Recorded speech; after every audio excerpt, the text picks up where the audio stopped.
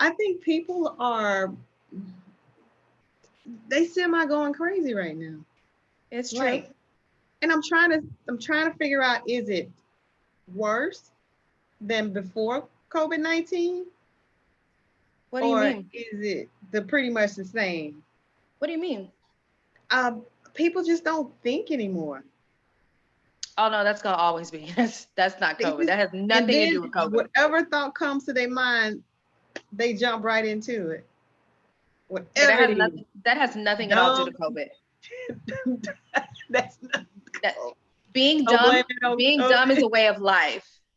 Being non-smart is a way of life. So that has nothing at all to do with COVID. COVID is an excuse that people probably use now, but it Yeah. has nothing at all to do with COVID. Okay. So Yeah. give us an example of what do you mean? Of what I Yeah, mean. you said people are dumb. So what do you give us an example of, like, what do you mean? Let me see. You know, when you formulate a plan Mm-hmm. and you got your A, B, and C. Sometimes you'll have a B and a C, not every time. Okay. And you go from step 1, step 2, step 3, and then you fucking go all the way left. That had nothing to do with 2, 1, 2, or 3. Or A, B, and C. Got it. Or exactly. Or A, B, and C. Yeah, I know people like that. I do. It's real life. Is there a diagnosis for that? No, it's not. So it's just Because dumb. when that plan doesn't work out, they're gonna create something else. Something's gonna stick. Like something else, like something better. They're gonna do just something else. They're gonna do it until something sticks. So we don't know. We don't know. Okay. Weekly rundown. I got a question for you. Okay. Are you coming back to work? So that's the question I have for my employers. That's a great question. Am I coming back to work? And what am I coming back to would be my question. I don't have a question of am I coming back to work? I feel like eventually at some point I will, but what I'm coming back to is what I'm most concerned about. My position was a lot of things put together. So in this climate of people being really fearful of positions, I think people are more so holding on to, what their title or description entails, opposed to, yeah, she can still do that, or she can still do this. So my concern at this point is what am I coming back to? And nobody's called you? No, I've called and checked in, because I mean obviously this is the first time I've gone through something, anybody has gone through something like this. So I called and I asked questions about. I've called and asked questions about, am I supposed to call in? Am I supposed to follow up with you guys? Because I don't know. I was told check in 30 days. At the 30-day mark, I did do that. And then I received an email saying that the furlough was going to be extended. So at that point, I called in after, or getting closer to this extended mark. And I said, I don't know who I'm supposed to check in with. I don't know, what I'm supposed to be doing, and I was told, you don't have to do anything. When business picks up, we will contact you and we will let you know. So I was told that it's still pretty slow. I don't know how true that is, but I was told it is still pretty slow. It is. And they're basically, at that time when I called, they were saying we're working with a skeleton crew still. We don't have many employees here, so basically for me to be back at that point wouldn't make sense. And honestly, I don't want to go back until there's real work for me to do. You know what I'm saying? I don't want to just go back to work just to say, hey, I'm back, I'm essential now. And like, you know, You work 4 I hours really a gotta, day. you know, I'm like stressed out all day because I don't have shit to do. So I don't want to just sit up there just to be like, I'm back at work. And I'm concerned about what it is that I'm actually going back to. Yeah, because it was created for you, right? Mm-hmm. Okay. It was created for me. Yeah, that's both good. But I think we're I think we're getting there. Yeah. Speaking of getting there, I want to introduce our guest. We have Hi. a published author, Mhm. Ms. Shavonne Jackson. Pinkies, welcome, Ms. Shavonne Jackson. Hey everyone. Hello, Hello, welcome how to are you? TALKinPInk. So you introduced her as just that, but But on her she Instagram, oh my God, on her Instagram, she has so many titles. So we're gonna let you introduce yourself and give us a rundown of all those titles. And let's just say if you were if you were on a daytime television show, how would you introduce yourself? Because I'm sure you wouldn't just stop at I'm an author. Well, let's see. Where do I begin? So, first of all, I want to say hey to you guys as well, and thank you for having me on the show. So, if I was on daytime TV, I would say I am the one and only yours truly, author Shavonne L. Jackson. However, I'm also a poet, I'm a world traveler, I'm an innovator, as my profile states. Definitely an entrepreneur. I pretty much do it all. Basically, like Jay-Z, I'm a hustler, baby. Oh my Hey, God. hey. Okay, Okay. so most of our guests don't know that saying his name could really start something. So we want you to have the space that you need to talk about you. You said Jay-Z. Kita believes Okay, that so the she. first time I met Jay-Z. Oh my God. What? So we're not doing this. We're not doing this. We're not doing this. Okay, So I'm let's sorry. start with being an author. Yes. What is it about? How long had you known that you wanted to be an author or write a book, or what is it that you loved about writing that you know, made yourself think, you know what, I could be an author, I could publish a book? Gotcha. So I just had this discussion last night with some friends, actually. Mhm.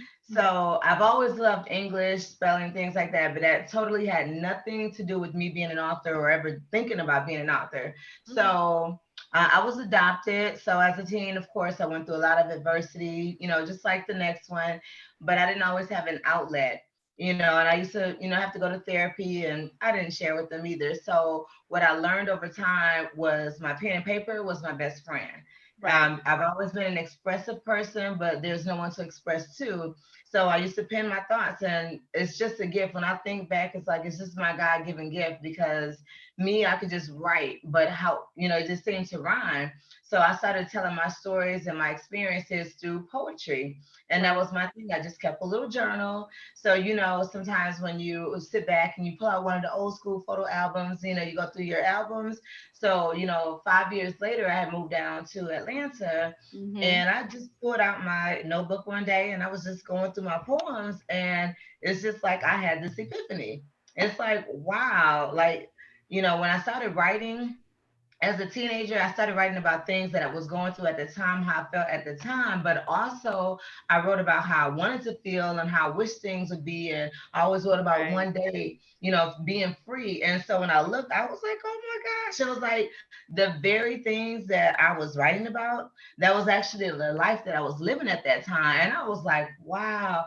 And then I just started remembering, like, you know, things like in the Bible, like write down a vision and make it plain and things like that. And it just all made sense. And I said, you know what? I've got to write a book. This was in 1999. I said, I've got to write a book because think about all the things that I went through. And I actually held on by the thin string, but I held on and I made it. And I made Right. it to that peace and that freedom. So I said, if I could share my story, with the world, male, female, young, old, black and white, maybe I can stop somebody from taking that suicide attempt.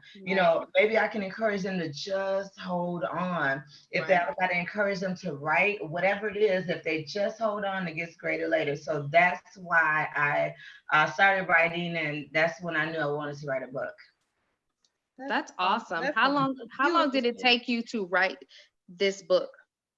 So the unique thing is, I started writing probably around 1995. So, of course, I was a teenager at that time. So I had a collection up until that point. My first book, actually, At Night She Cried, it was actually a pen collection from 1997, I believe. No, actually 95 to like 2000. So basically, I wrote all the poems that I had in that 5-year period of time. That's what I published in my first book. And then in my second book that's out as well, which is As the Sun Rose, I actually picked up and I covered from 2001 to 2011. So the first book is 5 years, the second book is 10 years.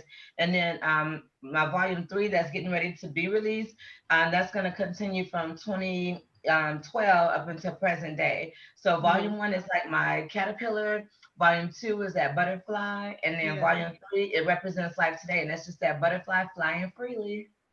There That's we go. awesome. That is a beautiful story. I mean, the way you tell it, and you tell it with such passion, and it's just, I can feel the energy even through all these pixels. Right. And I know that you're a motivational speaker. Yes. And you've gone to schools in your area. Have you traveled nationally to speak to groups? Not yet, but that's all in the plans. Of course, everything is on temporary. I say delayed is not a denial. So it's temporarily at a halt, but I do plan on doing that. So I've traveled all over, Metro Atlanta, out in the suburbs, different counties, but as far as other cities and states, not yet, but it's definitely in the works. Oh, awesome. Are you from Atlanta? Were you born in I Atlanta? was about to ask that. No, I was actually born and raised in Michigan, Saginaw, Michigan. It's about 30 minutes north of Flint. And I've been down in Atlanta since 1997. So I've spent most of my life, in Atlanta. So pretty much I'm from there. Yeah, that's what I think so too. 15 years, you are where you are. Exactly. And I'm going on 24 years. So this is home. Oh yeah. Straight from the A. Yes. So how has Covet affected your movement? You know what? And I wouldn't look at it in that way. I think, looking at the positive side of COVID-19, that I personally have benefited greatly from having a break of the, everyday hustle and bustle of life. I've really appreciated. So it's actually put me in a state of gratitude, where I'm able to reflect on things that I've done and all these thoughts that go through my head every single day, and I never get to do it because I'm drained from work and things like that. So I've just been appreciating life as I always do.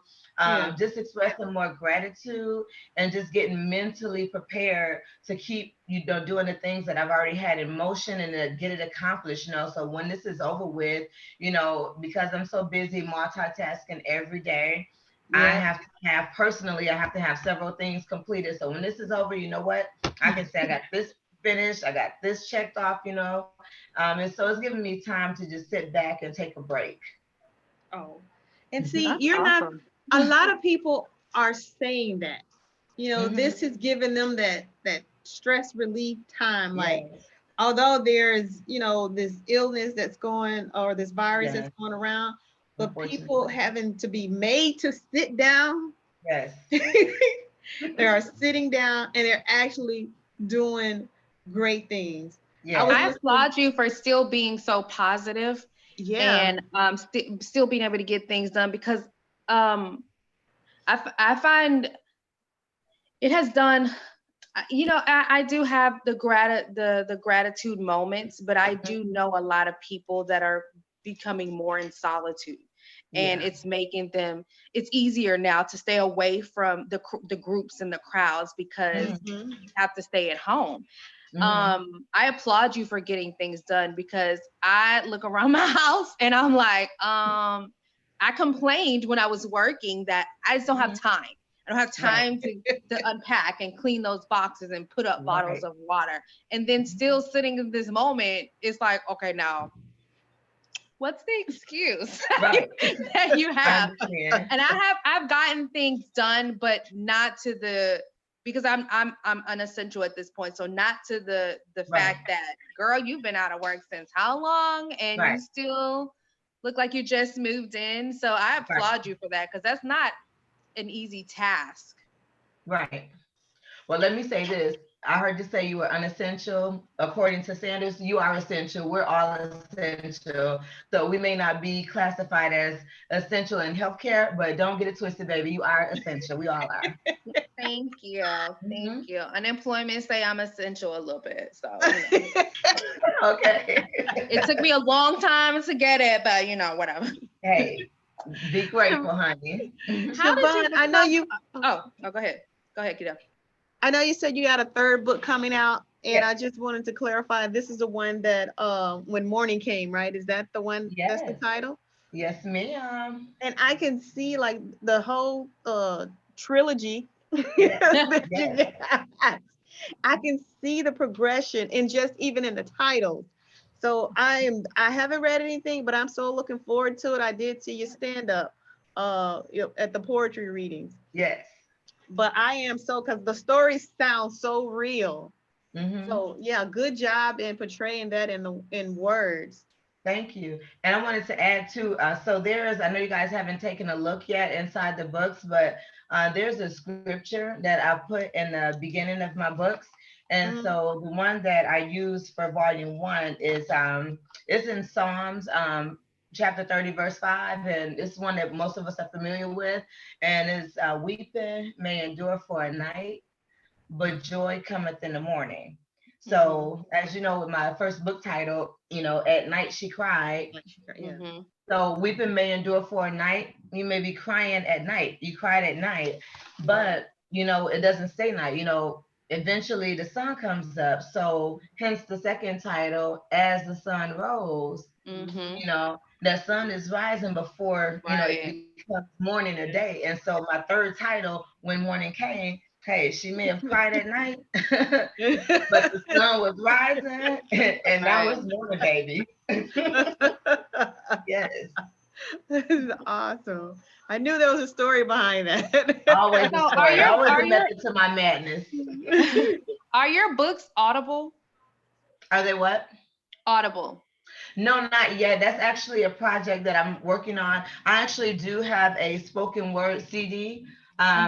This one goes to the first one, At Night She Cried, which is I just took some poems from the first book, took it to the studio and got it together. So it's actually awesome because I know we're in a digital age right now, but my first book was published in 2014.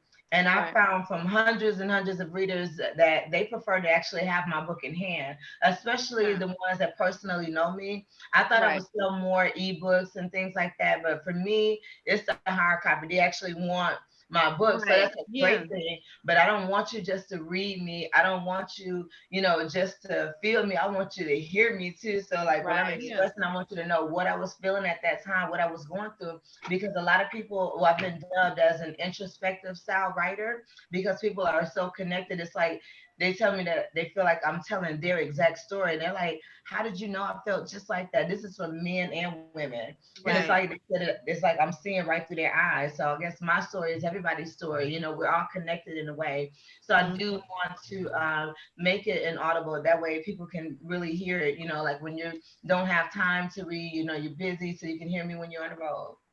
Exactly. So how easy is your book of a read? Like, do you know the age of your youngest reader? Because I know some young kids who could benefit from this because they experienced similar things. And I know sometimes kids, I know when I was a kid, I didn't talk to a lot of people. I dealt with the things that I had to deal with. And, I kept it moving, but I've become a lot more expressive as an adult. So, but when I talk to kids, they're like, I'm dealing with something, and their outlet, I guess now, is social media, but social media can be so hard on people in general, not just young people. So how easy of a read is this book? And do you think that also young readers can benefit from it, because you were young when you were going through these things? Absolutely. And I do have the answer to that. My youngest reader to date was 6 years old. So when my first book came out, a friend of mine, she owned a boutique, and her daughter, I had no idea she was going to let her daughter read the book too, but she was like, girl, my daughter read your book and she loved it, because some of the elementaries actually, I guess in some of their classes, I don't have kids, but I guess they're doing like poetry, they do different activities. And so it inspired her to write poetry for her class, and she was able to get up and do that. So she read my whole book, and it's easy read, because like I said, when I wrote it, I was a teenager, so it's not super deep, but it's still deep, you know what I mean? And so I've had a lot of teenager readers. My godson is 17 now, and he read the book. A lot of young people have read the book. My niece in Michigan, she read it and was able to share and give a report about it in her class as well. So a lot of young people, teenagers, and then I've spoken at elementary, middle, and high school. And so the middle school, one of the middle schools that I spoke at, the staff actually bought and stocked some of my books in their library for their middle school students to read. So yeah, it's a very easy read, and they'll be able to connect and be motivated. And as you said too, that of course we live in a different time now, but the kids, they go through so much, and some of the parents will never even know the depth of what their child is going through, because it's one thing on the outside, but internally, it's doing something different that they may not have any idea. And so what inspired me too, when I was at an elementary, actually in Stone Mountain, Georgia, I was at an elementary, and so I actually taught a poetry workshop to the students there. I probably had about 100 kids in the gymnasium, and I had them to do a poetry exercise. And so when it was over, some of the kids came up to me, and I actually have a few pieces, and they wrote poems as I was doing the exercise, and they wanted to share with me. And I'm sitting here reading, I'm like, how did you know this? Like when I started writing, I was a teenager. These are little kids, and they wrote poems, being inspired, and they were good. So they do connect and they do understand. That's awesome. Yeah, that is a beautiful story. And I think that, the age group that you're speaking to is very appropriate. Like you said, people and children are going through things. I mean, and I think everything is connected in our DNA, meaning that if my mom went through something and it was traumatic, that is going to inherently come to me because it is written in the DNA. DNA is like our scripture. So, I mean, when you can get them early to be to be positive about themselves and others, or just about life anyway, it's great because they're sponges, and it's that information can soak in and to carry them through their adult life. So yeah, that is the perfect group to be speaking to, especially in affirmations. Yes. And it's funny you just said that word affirmations, because I was thinking about it when you were speaking. It's funny you said that. Another elementary that I got to speak to, a class, I believe they were maybe 3rd or 4th grade. And I just got the message the night before that I wanted to share with them affirmations, because every time it's different. And sometimes if they don't have a topic, I don't know what I'm going to share. So I try to prepare ahead. And I actually taught the class, actually it was 5th graders, I remember, because it's on my YouTube channel. And I actually taught them affirmations. And, I started off asking them how many have ever heard of affirmation. I had maybe 2 or 3 hands that went up and they guessed, and they were all wrong. And so by the time I left, they all knew what an affirmation was, and we actually did an exercise, and I recorded it and it's on my YouTube channel. So it's like, I think about it, if I had known affirmations when I was growing up that age, man, couldn't nobody tell me nothing, Right. It's interesting that you say that you were adopted. Did you find out early on that you were adopted, or did you find out later? So I'm from a small city in Michigan, so pretty much everybody knows everybody. I was 6 years old when we were taken, so I already knew, my biological family and everything. Oh, okay. So, and I would see them from time to time. We were just legally adopted and, couldn't, associate. So I knew. So when I was growing up, I used to, I guess, daydream or dream about not being from the actual family that I was from. We all Because did that, didn't we? Do I had gone through stuff, but it's different when you're actually not from a family, to me, because it's like, oh well, I get it, I understand. But I used to dream about not actually being from my family, and I used to feel like maybe I'm not from this person because I'm treated this way. It's hard for a child to learn affirmations when the generation has been so negative before you, and then before that, and then before that, and then before that. So how do you teach? Because it's easy to teach a child, but then when they go home, who are they going to share that affirmation with? Right. Mommy is tired. Sometimes daddy may or may not be in the picture. You know what I'm saying? Mommy's been working and she's stressed out, she's tired, she's frustrated. Mommy needs some affirmation. Right. Okay. So it's like, girl, yeah, I know. Just go sit down and be quiet. Like, I don't have time for that. It's like, how do you keep that positivity going for a young person? Because it's like, yeah, when I'm at school, it's great. And then when I'm over here, it's great. But then I go home and it's like, absolutely. I just want to share my affirmation that I learned for today. Hopefully it'll help the entire family. Right. So how I respond to that. So I started off with journaling because I had that issue at school. It's this and that. When I get home, it's a completely different story.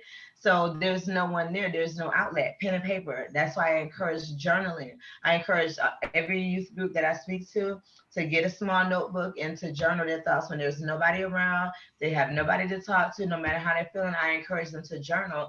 That way they don't have to worry about if dad is there or not, if mom is busy or tired or not. And then also, as I've learned as an adult, there is nothing wrong with self-talk. Talking to yourself is actually a great thing. And as a child, like you said, we all make believe. I made believe that I had a twin sister. You know what I mean? I used to do that. Using the imagination, it'll take you far. And that's, actually what I did when I'm writing about, a future time when it won't be like that. That's me using my imagination, but it became real. I affirmed it and realized it and actualized it, And so I would encourage them to self-talk. If they have to get up and go into the bathroom, when they go brush their teeth, you sit and you tell yourself you're beautiful. You tell yourself you are somebody. Right. You tell somebody yourself that you are important. So I would encourage self-talk, and that way they don't have to worry about that when they go home. Yeah, because the most powerful words are I am. Exactly. Yep. I am thinner. There you go, girl. I am 125 pounds. There you go, girl. I am. I will look sick if I am 125. I want to talk about social media. Yes. So how has social media positively and negatively, if so, affected where you're going and all of these different titles that you have? How has it affected your many different careers? Well, as far as in a positive light, because I'm an extrovert, first of all, and I've always been like the social butterfly. I've been dubbed. And so I'm a multitasker, so I'm always doing tons of things. Like when my first book came out, people were like, how in the world did you have time to write a book? And you're always eating here, you're always there, you always travel. Like, when did you have time to do this? And so I get it done. There's, like I said, a method to the madness. I get it done. And so I like being authentic. So what you see is what you get. Like, I tend to find that a lot of people that I personally know as well, they're one way in person, but they're another on social media. Yeah, absolutely. That's absolutely fine if that's what works for you. But as for me, like I said, what you see is what you get. So if anything, you see this on social media, I may be even more in real life. This little bit. Exactly. So I love being authentic, and I find that people connect to me more, and they appreciate it. They're always telling me that they appreciate me being real, because I may look like this or I may sound like this, but when they're around me, it's like, you're just like you are on Instagram. You're just like you are on Facebook. Absolutely. Yeah. So I applaud my authenticity. And so Yeah. Because of what I do and my energy, like I remember when I used to do a lot of book signings all around town, sometimes I didn't have anyone to, post during that time. And so I have all this energy. I've had this great experience for the past few hours connected with so many people. And so when I would get home, I would go ahead and post some of the pictures. And even though it's hours late, and I would just share that, but that energy just, protruded through. And then I would have people going to my site that same night, just buying my books and downloading my books just from me sharing. So with that, like I said, in a positive way, and I know that it's my I have a personal page, and that's my business page, author Shavonne J. But guess what? My business is me. I am my business. So this is what I do, and I don't want people to think I'm just some author or I got a book, so I'm this and that. No, it's none of that. I am a real person. I love to eat. I love to joke. I love to have fun. I love to dance, travel. So I want to show you all facets, and so you won't have excuse, you're a busy mom or you have this busy career, you can get it done because I get it done and you see all the things that I do. So I let it, I look at that as a positive thing that I get to share who I am for real. So what about the negative side? Because there is a negative side to social media. Well, for me, I would say for the negative side, basically, because I do everything myself right now, like I've hired someone to do it, but until I can find that right fit that can do it like me and, portray the same energy that I want on my page, then I'll have to continue to do it. So with that, on the negative side, that I don't get to post as much as I would like to regarding my book. So sometimes I try to keep that balance. It's more personal than it is, professional. However, being an artist, whether you're a singer, an actor, musician, an artist, painter, we have a different type of energy. And so, you go in your spurts or whatever. So sometimes you may not do anything at all, but when that creative energy flows, then you're going to flow. So what about crazy DMs? I'm sorry? What about crazy DMs? You know what? I don't get those. And I do get a lot of people inquiring because I also have a publishing company as well, Innate Publishing. So I do get a lot of questions on book publishing and things like that. So, I give out information, but I do consultations and things like that. So, I'm as serious as you are about your project. If I can help you, but you got to help yourself. You know what I mean? You can't expect something from me that you're not willing to give yourself. I invested in myself.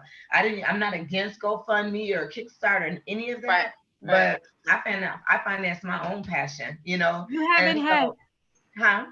I'm sorry to cut you off. You have not had any crazy, weird DMs? No. I'm finding that very hard to believe. Really? No, I haven't. I can believe it.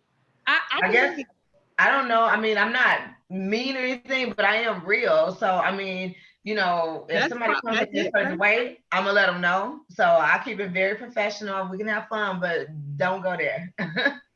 Yeah, because you're speaking and you're showing that positive motivational speaker in you. So people shy away from that when they up to no good.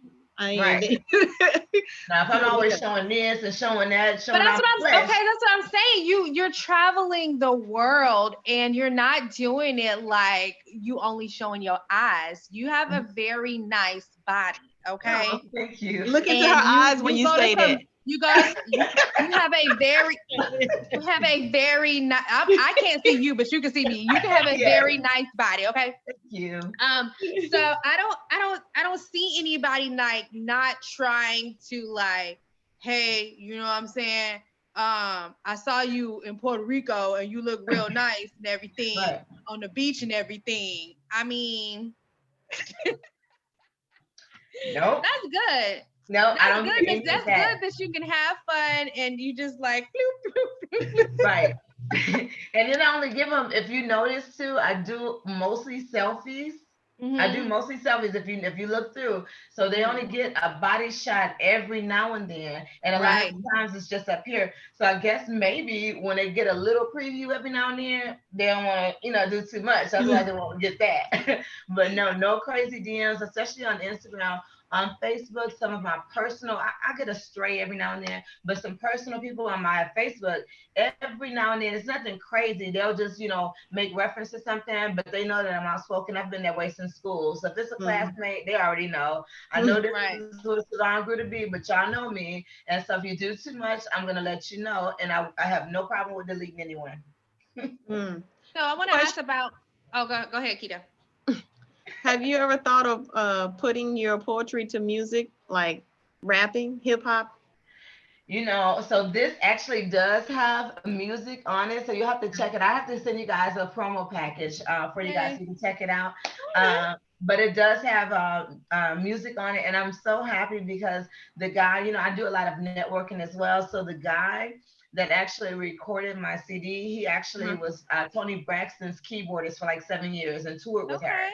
He's worked with lots of different groups from Yeah. TLC and Usher around Atlanta. And then he has a band and they play at different locations around the city. So, of course, Yeah. this is a big musician, has his own band. He doesn't do anything with poetry, but because I came through a personal friend of his, Yeah. and I told him about what I had, and he saw my vision and he supported it. So he worked with me. So I actually have someone really good that did my music for me.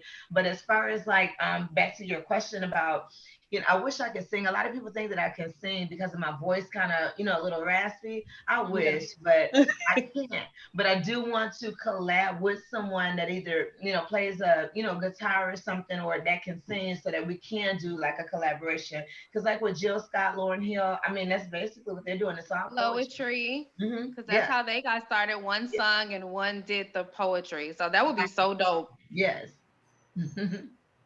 So I wanted to ask you, are you in a relationship? I'm not. I was actually engaged. Well, I was in a relationship about 2 years ago, and Mm-hmm. our engagement ended about a year ago. He and I are friends now, but yeah, that part is over. So I'm actually not in a relationship, And at this point, I'm just still working on myself, and because there's certain things I don't want to give this list because it's unrealistic. Because you can have this list, and then when something comes, and I'm more so on mental than I am on physical. So if Right. something comes in a package outside of what you described, it is what it is. Right. Yeah. It's gonna transcend all of that. So until then, I'm just working on myself. But like, I know people, so if I want to go hang out or this, that, and the other, I do have friends of the opposite sex that I hang out with, but nothing personal. So So do you feel like why you drop my brother like that?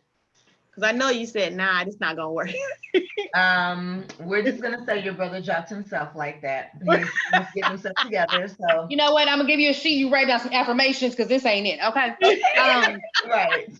So do you think it had anything to do with your career? Because your career can be very, very intimidating to someone who probably doesn't see themselves going or growing or glowing as far as you have. Yeah. So do you believe that it partially has to do with your career? Partially, I would say yes.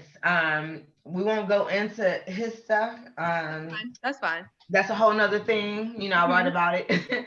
But I do personally believe that because, again, I am an extrovert, but he already knew that. So before, most people, if I don't meet you randomly out, most people, they've been following me and they know who I am, so they know how to approach me, which is good. So that way they won't be like, oh, say, you know who I am, you know what I'm about. You see this, either you get with it or you don't. Of course, it's flexible, but So he's actually an author as well. Okay. He has one book out. But I'm not going to compare the two. They're two different things. However, when I say I run circles around people, and not just on a book, but on so many different things. And so, he's not really an introvert. More so than I am, but when he gets around you, he is comfortable. But we have two totally different visions. He's not doing, the things that I've done, and I don't know what his vision is, but it is intimidating. I do feel that did have a part. He wanted to play it low, and it's like, dude, like that's not who I am. That's not who I was called to be. You know what I mean? I didn't just make this up. It's like the gift chose me. And so I think that did have something to do with it, but the rest of it is just, him personally, like, and it can be intimidating. I've met guys even before the books, just for me doing all the things that I do besides the book, the traveling, the this, that, and the other. Exactly. I've had guys tell me that, I can't take you nowhere. You've been everywhere. No, I haven't been to Morocco yet. I haven't been to Monte Carlo yet. There's Have you been to Dubai? You know what I mean? Have I been to where? Man, it's Dubai. so easy Have to you been to travel. Dubai? Not yet, not yet. Okay. But I'm on my second passport and I'm waiting. But you know, and things like that. And like, you know, Atlanta has so, you know, just like Houston, they have so many different restaurants and I love fine dining. But don't get me wrong, I love a nice little hole in the wall too. I'm very versatile, but there's just so many things. And I've had guys that they shoot themselves out and they're like, well, you've done this, you've done that. And it's like, that has nothing to do with you. And it's, you know, about the experience with that person. I could go to the same place, but I'm gonna have a totally different experience. I do know that I intimidate a lot. So most people, most guys I find with me, they play it safe from the sideline. They will compliment me to death. They will always like and support what I do. They buy my products, buy my books, but they just keep it safe. So is that what you want in life? Somebody to keep it safe? Actually, I don't. I want somebody that, I mean, they don't have to be just like me, you know, but I do. I mean, they definitely have to be supportive. They would definitely know who I am. They would have to support and believe in my vision, which I do have friends that do that, but it doesn't have to do, I mean, because I always need somebody to record me, you know what I'm saying? You can always take my picture. And a lot of guys actually like to play it behind the scenes, but that would be perfect. I need somebody to get my stuff together because, you know, in a minute I'm gonna be on. I need to, like Lauryn Hill got a lot of chakras, you know, so get me set up. You know, we can work together and be a team. So you don't have to be that. But if you are on the front, hey, we can do this thing together. I know my place. I know I'm this, you know. I know my place, you know. So what about children? Have you do you have any children or do you want children? So I do not have any children. I had a miscarriage about 10 years ago. Well, actually a little bit more than 10 years ago. One of our poems on YouTube, you'll find a video about that as well. And it's also in my second book. So I love children. I've always loved children. Children love me. So at this point, it's like, I know I'm not a spring chicken anymore, but I ain't that old. You know what I mean? So if it happens, it happens. Yeah. Yeah. So at this point, it's like I'm too old to be a baby's mama at this point. So if I did have children, I would have to do it like in the next year or two. So, you know, because I would be married first. So it's like I'm too old now to waited this long. You know, I'm not gonna have no baby daddy. Okay. Right. So I should have thought about that. You know, I also think about foster, you know, foster kids because I was a foster child at one point or I adopted. Or if he had a child or two, I say I have no problem with that. I love kids. Oh, awesome. Okay. Well, Shavonne, it was a pleasure speaking to you. All the energy that you brought to the show, I mean, it was greatly appreciated. Yes. I'm definitely gonna get that book because I got 3 girls that need to hear and see and read and understand life through word. And just let our pinkies know where they can find you. Absolutely. So you can find me on Facebook, author, you have to spell out author Shavonne L. Jackson on Facebook. You can also find me on Instagram, YouTube, and Twitter as author Shavonne J. Real simple. You can read testimonials about my book on Amazon. And then also on my Facebook page, author Shavonne L. Jackson, you'll also be able to get reviews. I love for people to, you know, read other people so you won't get it from me, you know, take it directly from them. So follow me, my YouTube channel, subscribe, support, you know, and if you're thinking about writing a book as well, definitely check me out and let me help you as well. Thank you so much, Shavonne J. Y'all know where y'all can find us: Instagram, Facebook, Twitter, and anywhere you get your podcast. So until next time, bye. Bye, bye, guys. Thank you so much. Have a great night. Bye, Shavonne. You too. Stay safe. Bye, girl. Bye.